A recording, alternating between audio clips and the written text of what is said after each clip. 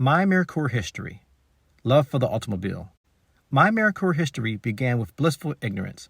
Growing up, my familiarity of cars was through the lens of the Motor City. All of my youth, I spent hours upon hours drawing vehicles from the big three.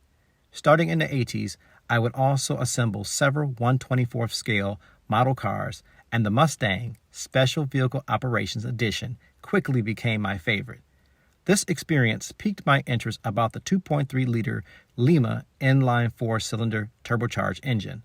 At the time, I was young and became obsessed with the Mustang SVO, 1984 through 1986. I was oblivious that the SVO's enhanced aerodynamics, handling characteristics, and power plant were all European-inspired. Throughout the 1980s, German performance brands like BMW and Mercedes were rapidly growing in popularity here in America. Ford Motor Company's answer was to ship over to the States a re-engineered and rebadged version of their European vehicle named Sierra. Ford of Europe originally produced the Sierra from 1982 through 1993. The North American version would be called XR4Ti. Ford even created an entirely new brand to sell this vehicle as Merkur, the German word for Mercury. I honestly admit that back in those days, the Ford Sierra wasn't even a blip on my radar. I was clueless about Ford European cars and had no idea how much impact this division had on influencing domestic vehicles like the SVO, Lincoln Mark 7, and the Ford Taurus. Before I proceed, please allow me to share my first encounter greeting the Merkur XR4Ti.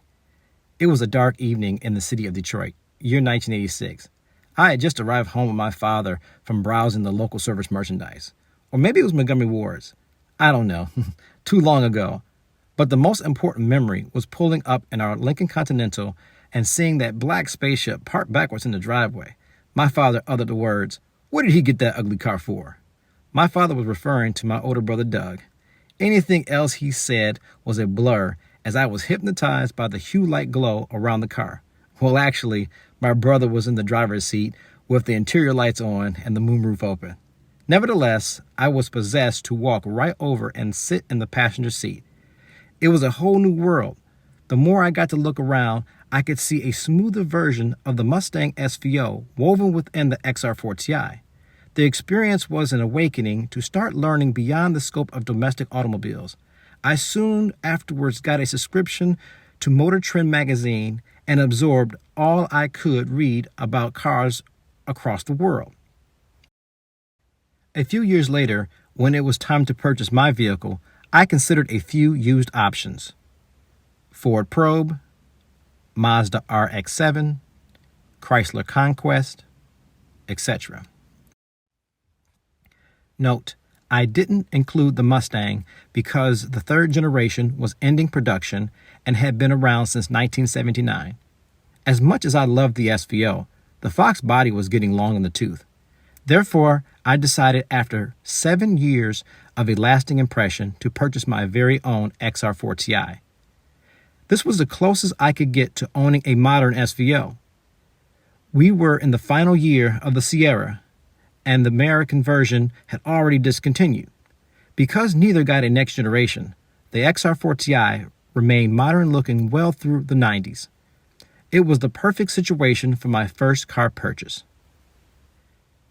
Similarities between SVO and XR4Ti: bi-wing rear spoiler, no front grille, flush halogen lights, body ground effects, independent suspension, 2.3-liter turbo engine. Differences between Sierra and XR4Ti, road legal for U.S. Extended 5 miles per hour bumper, headlight and parking light separated and made of plastic, emissions approved motor and catalyst system, greenhouse view is different for rear passenger, steering wheel and interior bits like the clock and gauge cluster. Variations of Sierra: 3-door hatchback, liftback, 5-door hatchback saloon, station wagon, estate, car delivery van. South Africa got a V8 version, Ford Sapphire. Life with a familiar stranger. It's a Ford, but most Americans don't recognize it. Must be a Saab. Ownership experience. I enjoy being behind the wheel of my Merkur XR4Ti for 10 years, 1993 through 2003. This car gave me endless adventures. However, it was no video game. I lost loads of coins while learning plenty about automotive maintenance. Every year it was something major to repair. Halfway through owning my Merkur, it developed compression issues. Ultimately, the Ford service department needed to rebuild the engine. Certainly, many other repairs were needed. Some I solved on my own. Unfortunately, majority of the wrenching were done by professionals.